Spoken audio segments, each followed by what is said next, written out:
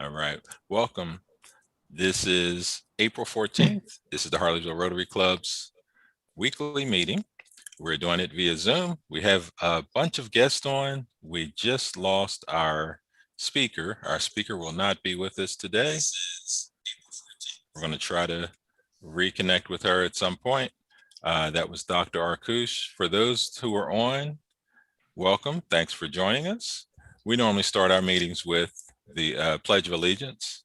So if you can face your screen, there should be a flag coming up. And we're starting with, I pledge allegiance to the flag of the United States of America and to the republic for which it stands, one nation, under God, indivisible, with liberty and justice for all. John, next slide. Oh, okay. So you put that. All right. So this is the four-way test of the things that as Rotarians we should think, say, and do in our everyday lives. And that is, one, Is it the truth? Is it fair to all concerned? Will it build goodwill and better friendships? Will it be beneficial to all concerned? And on a normal meeting, we would have someone reflect on what the four-way test means to them, or say an inspirational phrase. Today, that's going to be me. So I'm going to start off with a video, as I am a videographer. Thank you. Hit start.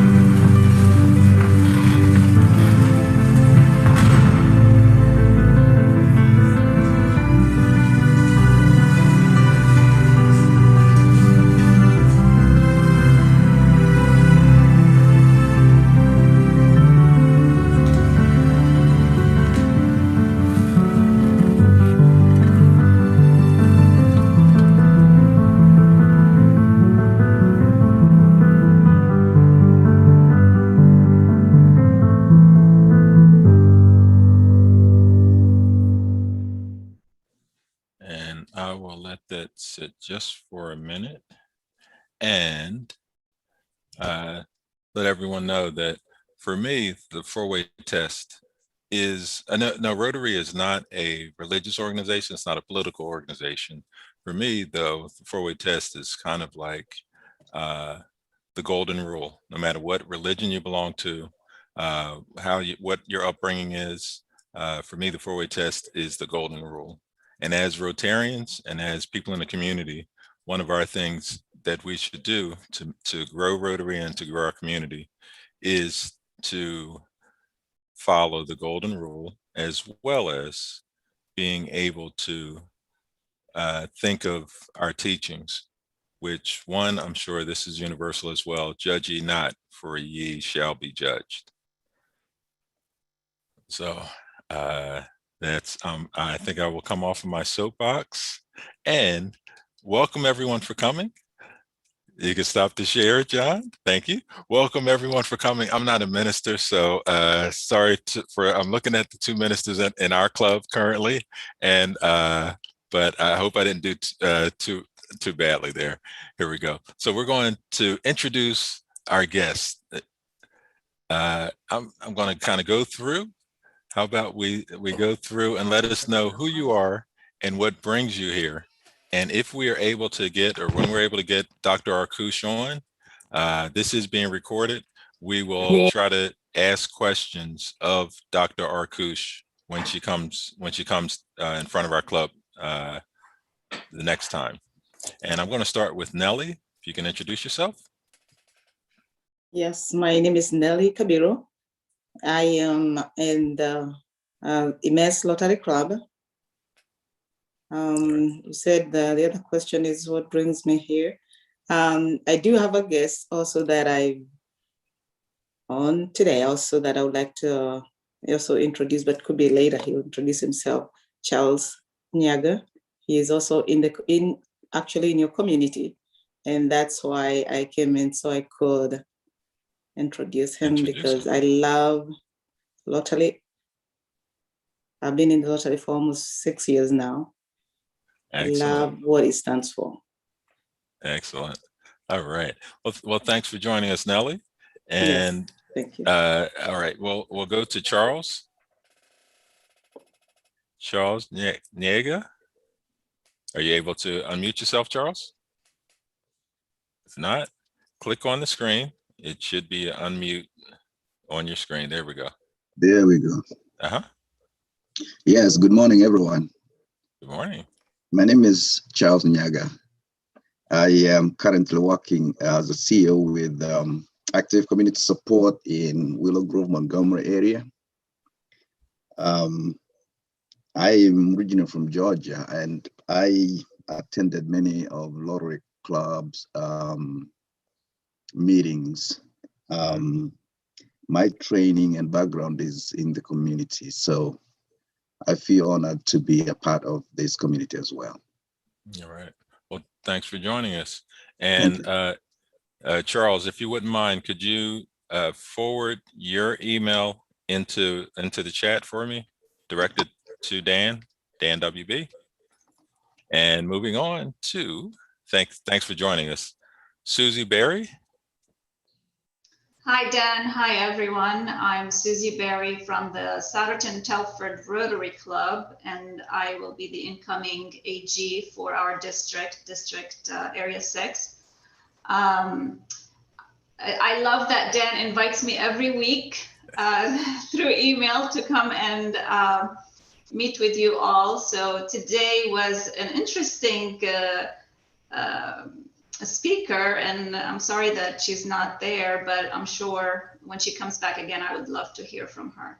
All right, I will definitely send you an invite. Yes, thank you. But did you have anything that you wanted to ask her when she comes back? She's been with us twice before, so. No, I just wanted to hear from her. No. Awesome. All right. Well, thanks for joining us, Susie. And Judy Bucko. Good morning. This is an awful early hour for me. I'm Judy Bucko from the Rotary Club of Norristown. I'm currently their treasurer. I am a nurse, and I did have a question for Val. Okay. I guess I'll. Do you want to ask it? We're recording, so we can. Yeah. Well, I put in an application with Montgomery County, PA in January to volunteer for the vaccination clinics, and it was received, and I haven't heard since. Okay. I've been able to help out a couple times with the Skip Back Pharmacy, so I am able to volunteer in that respect. Yes, I believe. Oops, did I hear someone has an answer for that? Chuck, go ahead. I didn't catch which club Judy was with. Norristown. Thank you. All right. Yes, and I do believe East Norriton Pharmacy is East Norriton Pharmacy is also doing volunteerism as well for the vaccine. Yes. So. Right. So hopefully we'll be able to connect you with the right people on that. And I see. Thanks for joining us, Judy. Thank you. Bonnie Janke. Oops, you're muted. Click the screen. There we go. area. I'm Phil's wife, that's all. I'm just was here to see Valerie. Is that all? That's the most important part. Well, thanks for joining us, Bonnie. Did you have anything that you wanted to ask Dr. Arkoosh? No, I was just interested in what she had to say. Okay, awesome. Clint? Hey guys, this is Clint. I'm with the Ambler Rotary Club, and I'm also the incoming AG for Area 9. So just wanted to pop in, say hi, and listen to the speaker. No questions. Okay, awesome. Thanks for joining us, Clint. And Moana. Hello, good morning, everyone. Good to see you all again. And I have no question to ask, but I will look forward to hear more about vaccination. Thank you. Awesome. Leon? Yes, I'm with the North Penn Rotary. The question I was going to ask is a little bit political, but it shouldn't be too obnoxious to anyone. I was going to ask her if what her future plans were. Okay. And I know what they are, but I was just also going to ask her if she had any opposition, any primary opposition. Okay, that would have been I probably would have pulled the rug out from that one. That is Okay, that's well, pretty political. I'll know not to ask it next time. Okay, well, thanks. I appreciate it. Yeah, but yes, we are an apolitical organization. But thanks for joining us, Leon. Appreciate it. Chris York. Christopher from the North Pond Club, and I just wanted to see the speaker. And Moana keeps saying, "Go over," and it's early in the morning. So Right. Yes, Moana's been to the past. I would say the past 10 meetings. She's been a faithful early riser. You conduct the meetings very good, and I enjoy everybody's participation. That's what I enjoy. Thank you. Thank you. Thanks a lot. I understand Moana is in the leadership. Is that correct as well? No, we work together. Okay. All right. Sounds good. That makes sense. Yes. Well, thanks for joining us. Thank you. And anyone else? Did I miss any other? Jim and Terry. I see Jim Palmquist. Yeah. Hi, Dan. Jim Palmquist from the Emmaus Rotary Club, a club secretary, and just wanted to hear the speaker today. Awesome. Thanks for joining us, Jim. Jim is also part of the DEI committee, in which Peter's going to tell us a little bit about that in a minute. Terry P. I'm from the Muhlenberg Rotary Club, and I had come to also listen to the speaker, and I was hoping some of my members, I know they're very interested in the same subject. So, right. Which club were you with again? Muhlenberg Rotary. Muhlenberg. All right. Well, thanks for joining us. And definitely, if you have a question, maybe if you can let us know what that is now, we can make sure that's being recorded and forward that to the doctor, or if we have any suggestions, give those solutions to you. No, mostly just wanted to hear what you had to say. Okay. Well, thanks for joining us, Terry. And this is a longtime member and someone that I met when I first joined the club about 5 years ago. Oh, I don't think I introduced myself. I'm Dan Watson Bay. I'm the president of the Harleysville Rotary Club and also co-chair of the DEI committee for the district. And this person here, I met 5 years ago when I first joined. He actually, he would tell cool jokes, and he would also play the piano at different events that we would have. So can you give us, can you tickle the ivories a little for us, Jim? Sure. Jim Heller. I was with the Harleysville Rotary for 14 years. And then I had a life event, meaning that I got remarried and moved to the Newtown Square area. So I joined the Newtown Square Club.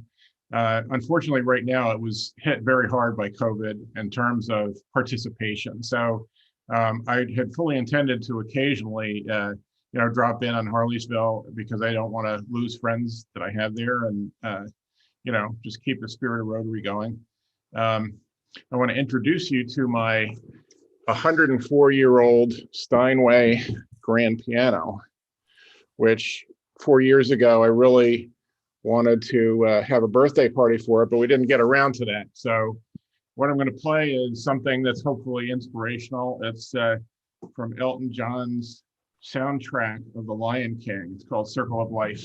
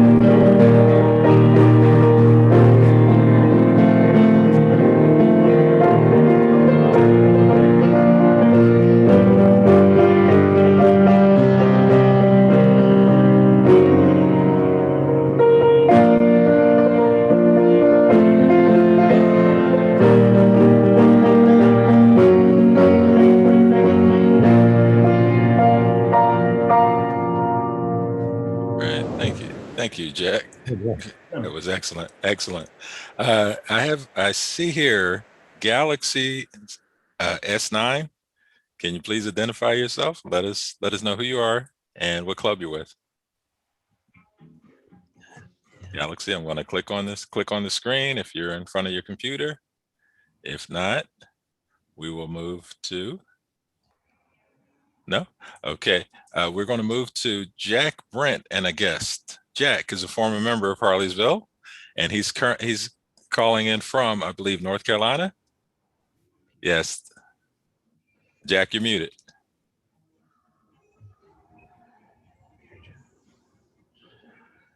There we go. Click the screen, Jack. You're still there. I am. There now it is. I Yes. Unmute. All right. Sometimes the computer does what it likes, but thank you, Dan. Okay. And I did find a video. If you're Yes. good at this stuff, a VHS, yeah, I guess VHS, is it? The old tape? Oh, yeah. Yes. Of the Reed Park dedication. So yes. How do you play that? Except you have to convert it, I guess, to a disc. Yes. Send it to some. I'll send it and I have a VHS still. And I have a converter. So how about offline, send me an email and I can get that converted. Actually, Jack was a member way back when the Reed Park in the Lower Salford was dedicated. And that's actually where we used to do our hybrid meetings were in Reed Park. I mean, and we actually, that meeting, I don't know, you weren't there, but we did a tour. We kind of did a side-by-side tour where they talked about everything in the park and that kind of thing. Thanks for joining us. And where are you joining us from, Jack? Sur City, North Carolina. North Carolina. All right. Welcome. Hey, Dan, yes, can I interrupt for a second? Sure. We have a Peter Jones. Did he introduce himself? I was going to give him I'm sorry. a few minutes. Yes. Okay. So sorry about that. Yes, Anna, and then I see Anna Richter and then Peter. Anna Richter. Good morning. Good morning. Hi. Thank you for having me. I'm with the Central Perkiomen Club, and I'm excited for Dr. Arkoosh speaking today. Thank you. All right, you're welcome. I'm sorry you logged in a few minutes late. We're actually doing a round robin. The doctor wasn't available to join us. Sorry about that, Anna. But did you have a question that you want us to send the doctor's way? No, thank you. Okay. It was just all right. We're listening to the status of everything going on with Montgomery County. Yes.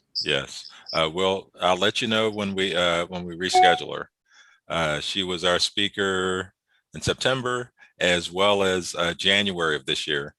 So this is a follow-up. So when she reschedules, I'll send the invite to everyone that's on this call, as well as the rest of the group.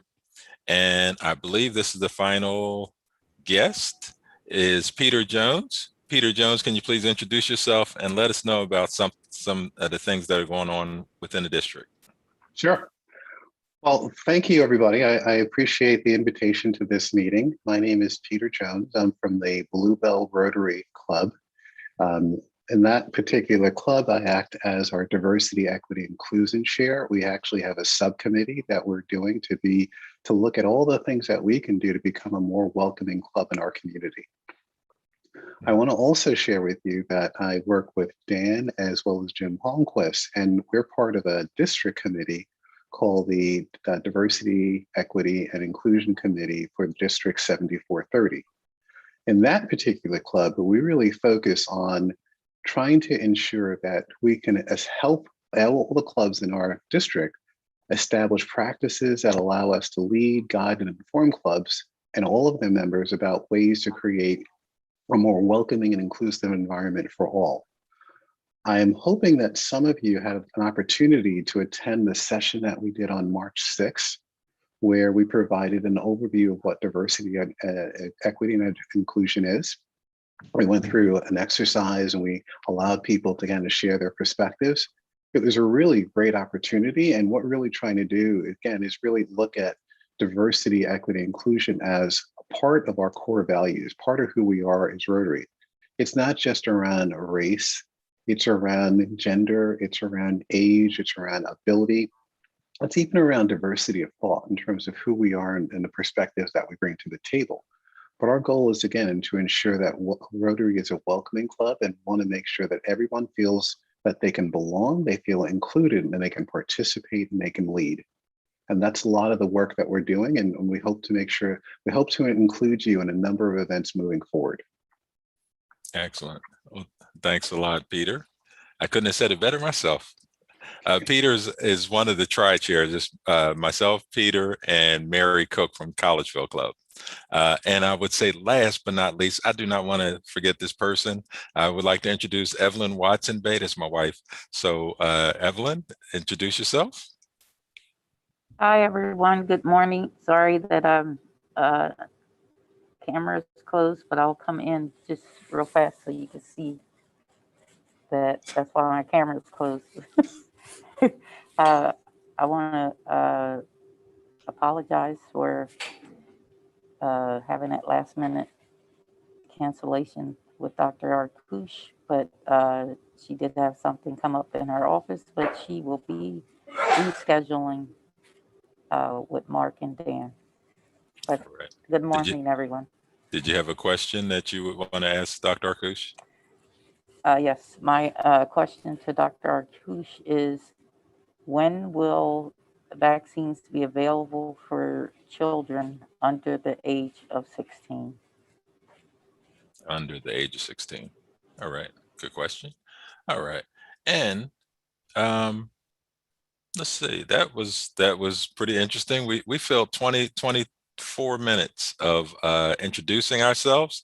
And if there's anyone from the Harleysville Club that would like to say something to this group of 40 plus attendees, could you please let us know who you are and just go ahead and jump in? No, Chip, no? All right. Okay, I'll say something. Thank you. Me and my big mouth. Hey, I think this is the largest Zoom attendee session we've had. Yes. I'm trying to keep track. What do you think, Chuck? Yeah, it's big. Yeah. Yeah. So welcome to everybody, and great job, Dan, on getting all these people to keep coming and new ones to come too. Thank you. And there is a new attendee, and it says Val Arkoosh. Dr. Arkoosh, are you with us? Hey, welcome. Welcome. I was just tap dancing to see if you were able to make it. Are you, Dr. Arkoosh, are you on? I don't hear sound.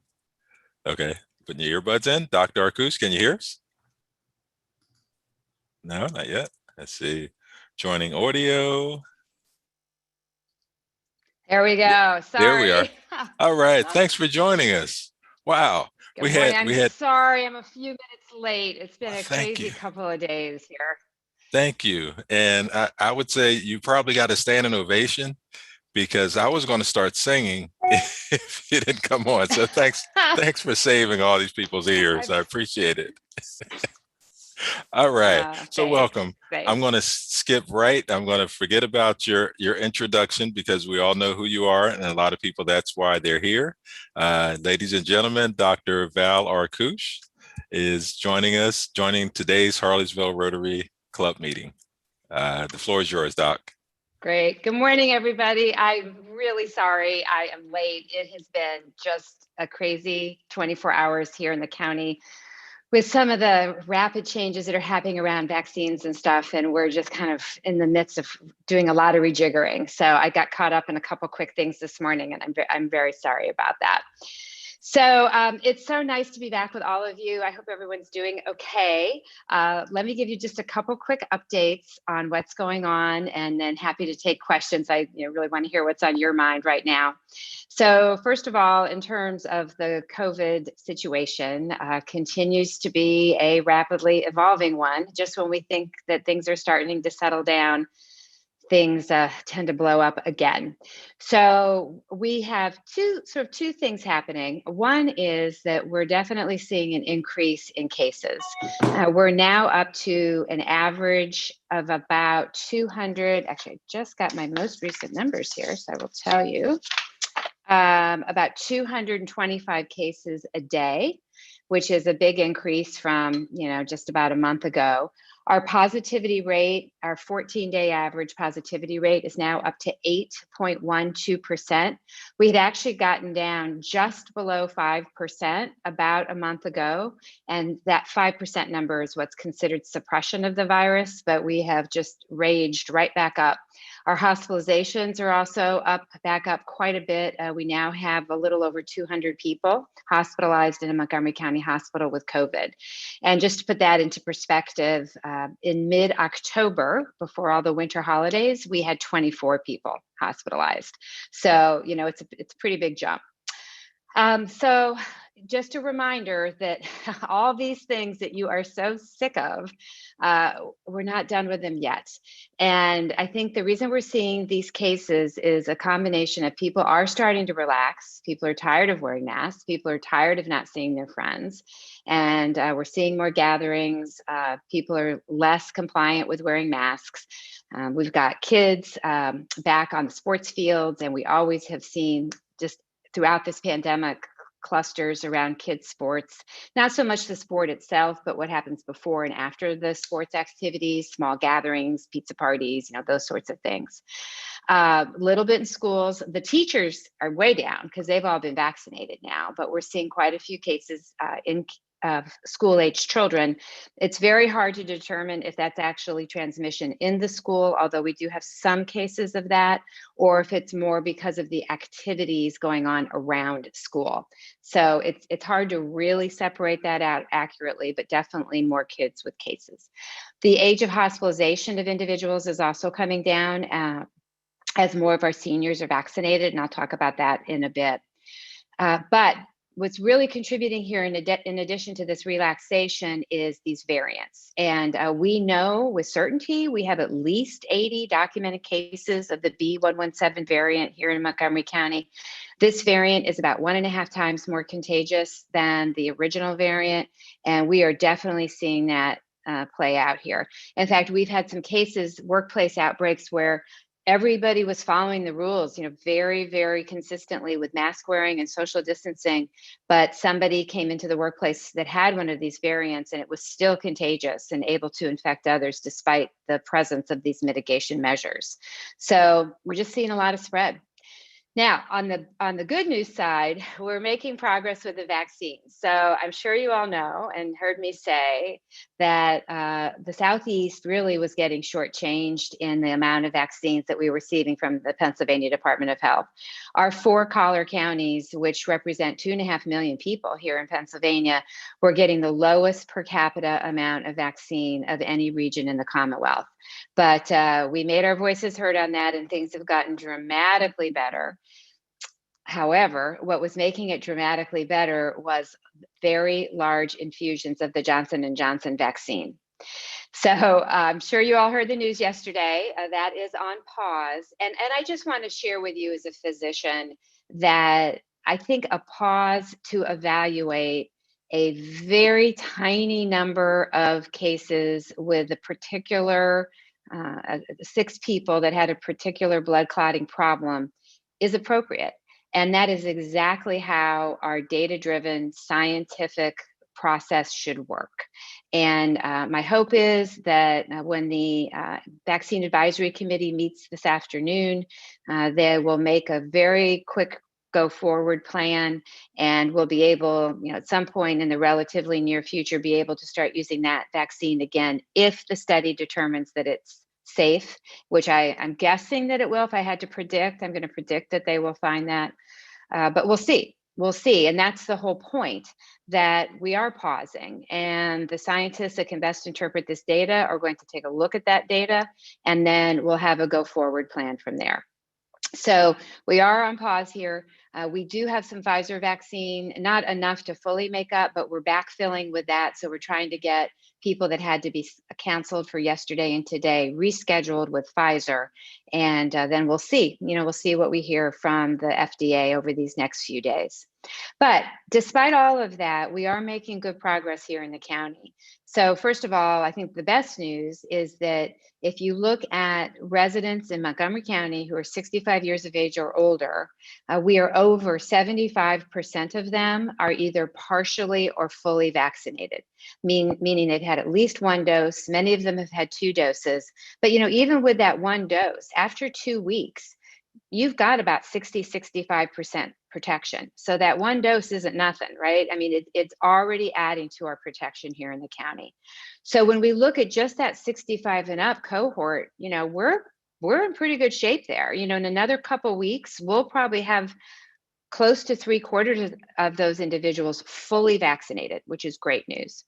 Then, we start to go down in age, and we're starting to see that pick up quite a bit. Of course, younger people have not largely been eligible unless they were in certain professions like healthcare workers.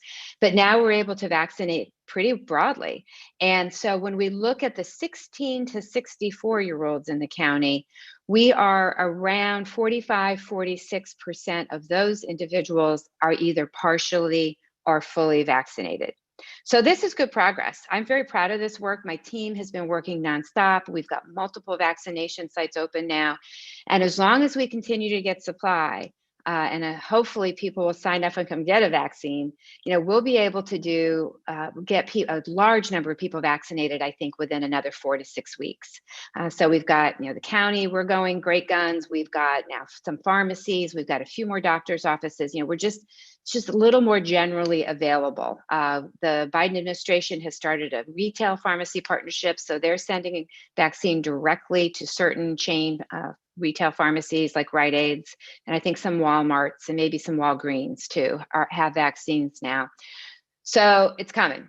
So the message is we're getting there. We just have to hang in there a little bit longer with these mitigation measures, because we do have these really contagious variants out there. And that's the update on the medical side. On the business side, just want to remind everybody that our hospitality grants are still open.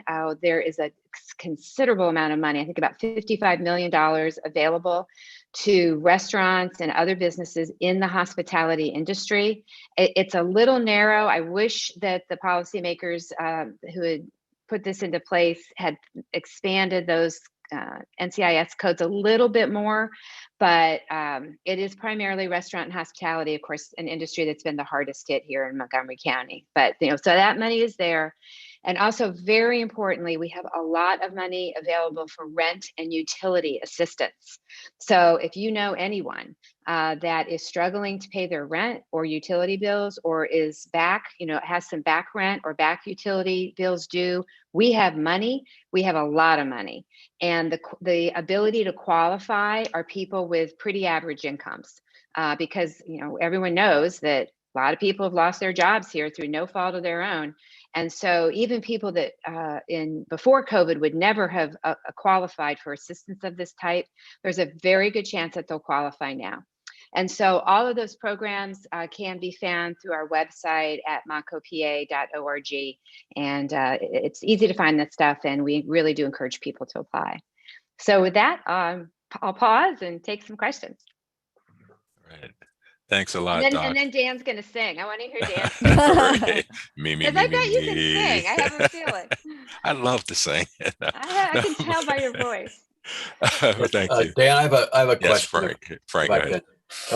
Dr. Arkoosh, the rise that we're seeing, a little spiking or whatever, are we getting any from people who have been vaccinated, or are they all unvaccinated people that we are finding in the hospitals and coming up with the cases?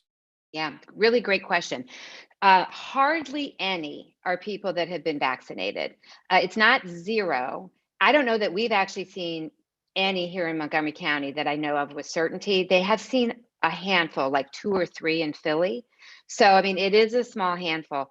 And for the most part, they're not being hospitalized. I think nationally, there have been 1 or 2 cases of people who have been hospitalized. I read recently about a very elderly, frail individual who did pass away having been vaccinated. Those are going to be the small minority of cases. But it's a good reminder by asking the question that these vaccines aren't 100%, right? They're, depending which one you got, 75, 80 to 90% effective, which is fantastic. And once we get enough people vaccinated, once we get closer to that herd immunity, 75 or 80% of our communities vaccinated, then it will confer a lot of protection, because there just won't be a lot of vaccine out there. Virus out there that can survive. But right now, we're not quite there yet. So we do still have to be careful. Thank you. All right. Thank you for that question, Frank. Evelyn? And then Marcia. Good morning, Dr. Arkoosh. I wanted to know, when will vaccines be available for children under the age of 16? Yeah, that's a really good question, because part of getting 75 to 80% of our people vaccinated means everybody, counting kids. So there's some good news there. Pfizer has completed a study down to age 12, and they submitted their data to the Food and Drug Administration last week. Now, typically, as we've seen through this pandemic, it's taken the FDA 4 to 6 weeks approximately to approve a drug under the emergency use authorization, which is what the current vaccines are approved under. It's that sort of fast track authorization process while ongoing data is continued to be collected. And so if that happens, then, maybe by June, it's possible that the Pfizer vaccine would be approved down to age 12. And we're already in conversations with our schools about either partnering them with pharmacies or setting up closed, what we call closed points of distribution, closed pods for kids, to try to get as many students that would like to be vaccinated before they go back to school in the fall. All right. Thank you.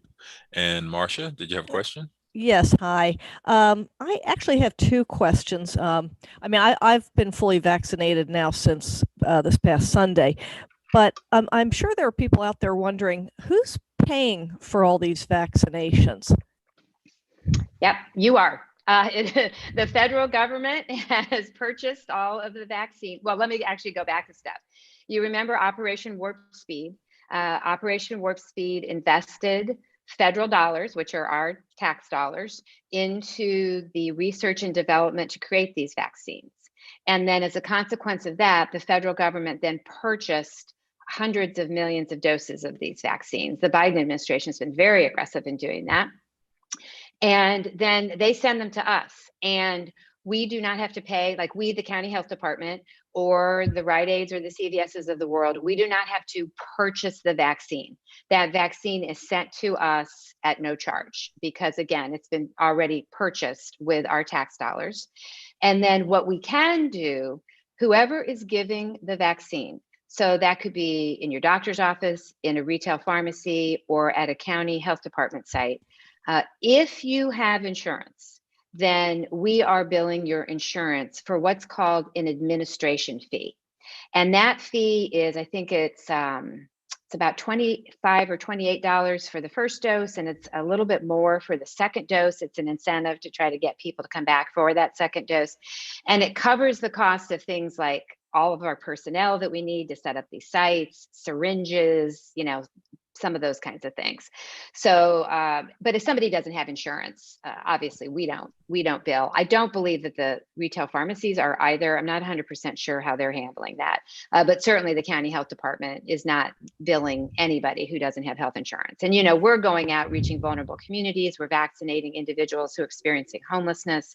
We're going to senior living communities where sometimes people, they have Medicare, but, you know, they don't have really much else. So we're not billing anybody for this, but it is our tax dollars that are paying for this. Okay, thank you. And then my other question was, you had mentioned that southeastern PA, our area here, was sort of getting shortchanged on getting a lot of the vaccines. Was there a reason for that, or were there, you know, some? You would think Philadelphia area is certainly a densely populated place, and probably the Pittsburgh area, and then everything else is somewhat less. I'm just wondering why we weren't getting as many until it was raised, you know, send us more. I wish I had an answer. I was never able to get an answer for just, you know, on a strict per capita basis, why are 4 counties here around, you know, Philly's separate, right? They're getting theirs directly from the federal government. But Bucks, Montco, Chester, and Delco, on a per capita basis, we were getting the lowest amount of vaccine in the state. And yeah, we have a population that wanted the vaccine. I think the demand, you know, we had a real supply demand imbalance here because we have very high numbers of people who want to be vaccinated, probably higher maybe than in some other parts of the state. And we were getting the lowest doses per capita. I was never able to get a clear answer as to why that had occurred, but it's behind us now, and we're in strong shape and moving forward quickly. Okay, thank you. Yeah. All right, thank you. Mark Singhooter, then Steve C. I know you talked about the herd immunity or the community immunity, and you just said that we have more people wanting to get it, but is there a way that we're working with or addressing people who are reluctant or not wanting to receive the vaccine? Because I know it's in all of our best interest to get that percentage of vaccine recipients up as high as possible.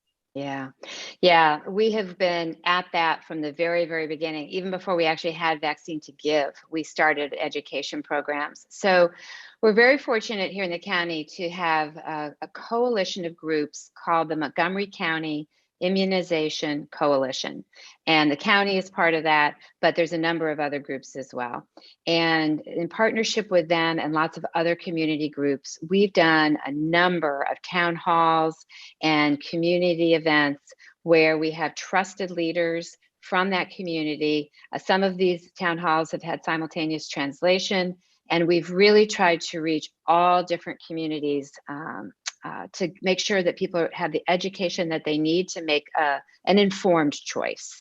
And I'm always encouraging people to stay off social media when it comes to finding out about these vaccines. There is some crazy stuff out there. So, you know, we're trying to give people just very factual information. Every time we do one of these, we record it and it's up on YouTube. And these things are now up to, I don't know, 50, 60,000 views, you know, collectively, the different town halls. We have materials in multiple languages, so it's easy for people to read things in a language they're comfortable with. We also have the ability to make an appointment by phone. And when you call by phone, we have something called Language Line on our phones. And so people can choose from 120 different languages to make that appointment. Yeah, so that's been very helpful. And then now that our supply of vaccine has picked up, we're doing a number of smaller clinics. So for instance, last Friday, we opened up in Trinity Lutheran Church in Lansdale as a site. We opened up in Bethel Community Church in Pottstown as a site. We were supposed to open tomorrow at a church in Norristown. I think we're going to have to put that off until next week because of this vaccine supply issue, but we'll get that back on track. And we have a mobile van that's going around. So we are also trying to bring vaccine to people. I'll tell you that some of you may know the Jason Medical Center. It's right near Lansdale Hospital. You may not be aware of it because you might not have had a reason to go there, but it's a medical center that serves the Asian community here in the county, Korean, Chinese, Vietnamese, Bangladeshi, Nepalese communities, other Filipino community. And we've done some events with them. And they have been fantastic in making sure that there were multiple language speakers at the clinic so people could come in, and when they went to a registration table, there was somebody there who spoke their native language. So I was at a clinic there 2 weeks ago where we did, I think, 300 people from multiple countries. So, you know, this is the nitty gritty of this work. Where you really have to make sure that there's opportunities for people to get vaccine in a way that they feel safe. You know, many of the Asian community do not feel safe right now going to big public vaccination sites. So we're trying to do everything we can to get to each person. I will say the data right now is showing that the most hesitant group are white males in like their 40s and 50s. That seems to be the most hesitant group right now. So I'll just throw that out there into the ether. All It's right. interesting. Yeah. Thank you, Steve. Then Lisa. Morning, Steve, Doctor. there you go. Changing the subject just a little bit, do you agree with the Pennsylvania legislature that we should curtail the governor's emergency powers? Yeah, that will be on the ballot in May. So I'll tell you my feelings about that, both as a public health expert and as a county commissioner. I personally will be voting against that change. And the reason is that in a public health emergency, it is often required that some difficult decisions are made that must encompass an entire community in order for that to go forward. And it's very hard to decentralize that decision making. And it is hard enough to make those decisions when you're one person, but when you've got a whole General Assembly that would have to vote on a decision like that, they have difficulty, agreeing on many things right now in the General Assembly. And when it comes to the public's health, I think it would be an incredibly difficult situation for them to try to make public health decisions, turn that into a matter of voting like they would vote for legislation. I mean, as we've all seen, this has been highly politicized over the last 58 weeks here in Monco. And I think it would only further politicize it to have the members of the General Assembly having to vote every time there was a need to extend. And I think the other thing that's gotten lost in this conversation about emergency declarations is that, because we're about to extend ours again at our meeting on Thursday, the financial repercussions of stopping some of these emergency declarations would be enormous for us. There are huge streams, millions and millions of dollars of federal funding that have come directly to this county and gone directly out to all of you in the form of business grants, childcare grants, rental assistance, all these things, that if we didn't have an emergency declaration, we would not be eligible for that funding. We would also not be eligible to be reimbursed for the millions of dollars of overtime and folks we've had to hire in our health department and all the things that we've had to do to respond to this pandemic. So these responses are complex and broad-based, and I don't think are responses that can be legislated. Thank you, Doc. We have Lisa and then Judy. Good morning, Dr. Arkoosh. Good morning. I was just wondering, and I apologize if this was already asked, but is there a plan to administer the vaccine to homebound people? Yes. So we were just about ready to launch that plan, and hopefully we'll still be able to. But we do have a registry of individuals that have called the county and told us that they or a loved one is homebound. We're also working, we have a whole senior services department working with our Meals on Wheels folks and others to identify where people are homebound.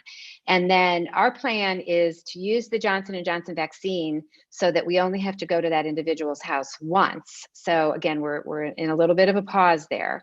And we are hiring teams of paramedics to go and we'll, it'll be scheduled so people know they're coming, but we want to make sure that we have, we keep the safety of the individuals top of mind. So we're going to send paramedics in. Those people are all vetted, screened, licensed. And then remember, they have to stay with the individual for 15, 20 minutes after the vaccine is given to make sure there's no side effects or, respond if there are any side effects. So this is going to be slow going. And that's part of why we're hoping to be able to do it with a single dose injection rather than have to go back to the home twice. We have several thousand people in the county that fall into that category that really just can't get out to come to a more centralized vaccine location. So we were hoping to start next week on this. I don't know if we'll be able to or not at this point, but there is a plan.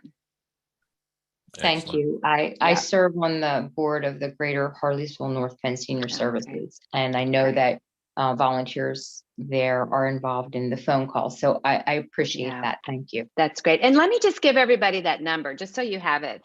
If anybody, this is our hotline number for anything to do with the COVID vaccine. People can call 833-875-3967. So that's 833-875-3967. And somebody can call that to make a vaccine appointment. Someone that doesn't have good internet access or isn't internet savvy. That's where that language line is. People can just call to ask questions. You can call and let us know that you want to register someone that's homebound. So anything around the vaccine, that number should be able to help you. Okay, and thank you. Doc, we have about 5 minutes left. I was going to follow up with Judy. And Judy, if you can ask your question to Dr. Arkoosh. Thank you, Dr. Arkoosh, for getting up early this morning too. My question is, I am fully vaccinated. I'm an old nurse. I've been practicing a while and I am old. I've also signed up with Monco, PA to volunteer for the vaccination clinics. I did this in mid-January and haven't heard anything yet. I also have several friends that are in the same boat, and we would like to help out and are just waiting for the opportunity. Great. Well, first of all, thank you so much for that. I really appreciate it. I want you to know that we had over 700 people sign up in January. So believe it or not, we haven't been able to even get through the list. There's so many people that have volunteered. So, we are going through that list. And have you heard from someone named Zach, or you haven't heard from anybody at all? Have not heard. I just got a thank you for your application. Okay. You know what? Let me, I can type my email in the chat here, and let me just, hold on here. If you shoot me a quick email? I'll give you my email here. And it's varkush@montcopa.org. And I'll make sure Zach Hunter is our volunteer coordinator, and I'll just connect you to him and make sure he knows that you're really eager to volunteer. We'll see if we can move you up the list a little bit. Okay, thank you. All right, thank you. I just got a text from my wife. She told me to sing a song, but I'm not going to do that. We're ready. They're probably tired of listening to me, so they're probably happy to have you sing. This has really been amazing. And I want to mention that Dr. Arkoosh has been with the Harleysville Club. This is our third time during the pandemic, and we really appreciate the information that she's bestowed upon us. And thanks once again, Doc, for joining us. We do have one last question, and that was from Lois Ruth. Good morning, Dr. Arkoosh. Thank you so much for being here. We really appreciate your time. Two questions. Does the vaccine offer protection against the variants? And my second question, are boosters needed once you have both vaccines? Yeah, so great questions. So as far as we know, at least for the variants that are in our area, which is primarily that British variant, there is protection against that variant. It may not be quite as good as against the original, but there's definitely protection. So at least here for what's in our region, we're pretty protected. In terms of boosters, we don't know the answer to that yet. So let me just explain one thing that I think got a little misreported in the news a week or so ago. There was a report that these vaccines are good for 6 months. What that report really should have said was these vaccines are good for at least 6 months. And I want to put that in the context of these vaccines have only been around since midsummer last year was when they really started to go into major high volume clinical trials. So we just haven't had enough time to really assess how long these vaccines will last. I fully believe that 3 months from now, there'll be another report published that says these vaccines are good for at least 9 months. And then hopefully 3 months after that, we'll see that these vaccines are good for at least a year. At that point, it's a little less certain given the variants and things like that. The vaccine manufacturers, the Pfizer and Moderna folks, and this is what's nice about these messenger RNA vaccines, they can be tweaked quite easily because remember, these vaccines are like instruction sheets. We're injecting an instruction sheet to our bodies to make certain kinds of antibodies. That's basically what this is doing. And so they can just add another instruction onto that instruction sheet relatively easily with these vaccines. And so if we do need boosters, it would be because either the immunity starts to wane after some period of time, or like the flu vaccine, every year we might need a booster to address whatever variants are sort of popping up in that year. So my best guess is we probably will need some sort of booster, but hopefully we'll have at least a year from the time you were vaccinated before we have to start thinking about that. All right. Thank you very much. Yeah. Well, thank you. And once again, thanks a lot, Dr. Arkoosh. And on this call, I would say there are at least 10 other Rotary clubs on the call. And if there's anyone that would like more information, Dr. Arkoosh did send her, put her email in the chat. And if you would like for her or one of the other commissioners to come to talk to your club, definitely reach out. All it takes is a phone call or an email. That's kind of how I got the ball rolling. And thank you once again, Dr. Arkoosh, for joining. We have a few things that we normally do at the very end. So definitely, I'm glad you were able to join us once again, and looking forward to hearing amazing stories about what's going on in Montgomery County. Thanks again, Doc. Great to see you all. Take care. All right. All right. Bye-bye. Take it easy. All right. That was wow. Wow, that was a surprise. I'm glad she was able to make it.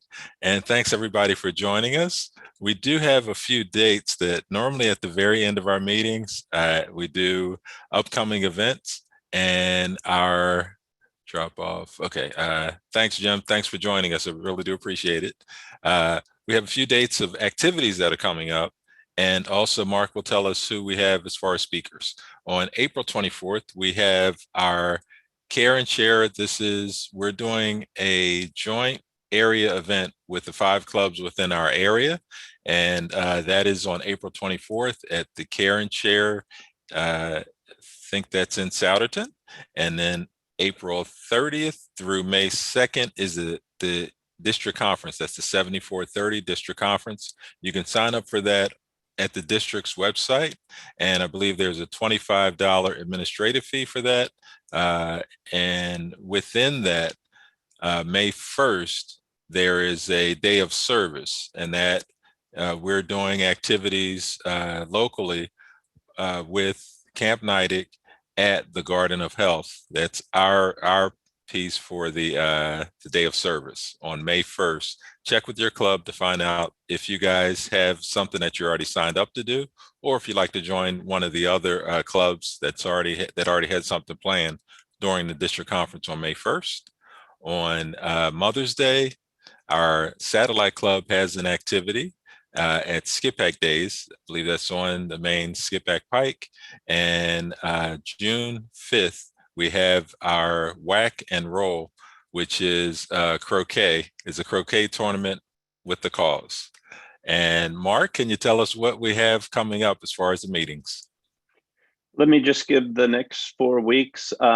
Next week, we go international down south to Buenos Aires, Argentina, with someone from a club there. I had a chance to meet last year when I was there, but cue up the Argentinian national anthem, please.